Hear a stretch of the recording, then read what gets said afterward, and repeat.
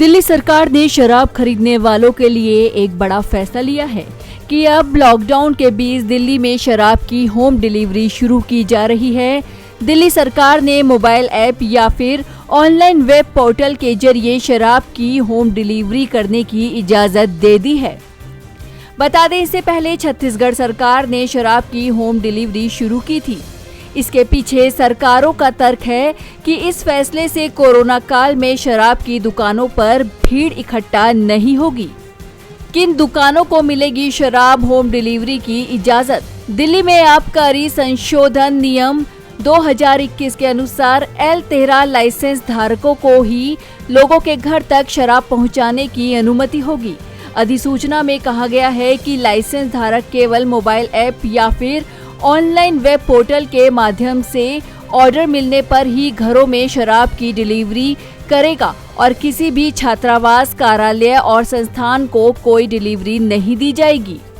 दरअसल कोरोना के कम होते हुए केस को देखते हुए दिल्ली को फिर से धीरे धीरे अनलॉक करने की प्रक्रिया शुरू हो गई है, लेकिन अभी शराब की दुकानों को खोलने का फैसला नहीं हुआ है।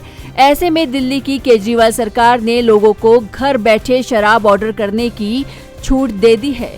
बता दें, इससे पहले भी शराब की होम डिलीवरी की इजाजत थी, लेकिन ईमेल या फिर फैक्स के जरिए ऑर्डर मिलने के बाद ही लाइसेंस धारक शराब पहुंचा सकते थे। अब मोबाइल ऐप या ऑनलाइन पोर्टल से ऑर्डर करने पर शराब की होम डिलीवरी मिलेगी। इसका मतलब ये नहीं है कि सभी शराब की दुकानों को तुरंत होम डिलीवरी करने के लिए अधिकृत किया जाएगा।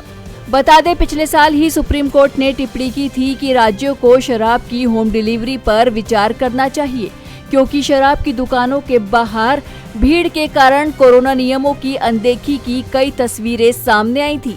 इसके बाद कोरोना की दूसरी लहर आते ही दिल्ली में फिर से शराब की दुकानें बंद कर दी गई। अब शराब की दुकानों के बंद होने से राजस्व को हो रहे नुकसान को पूरा करने के लिए सरकार ने होम डिलीवरी की इजाजत दे दी है। नवोदय टाइम्स के लिए करुणा ठाकुर की रिपोर्ट, दिल्ली।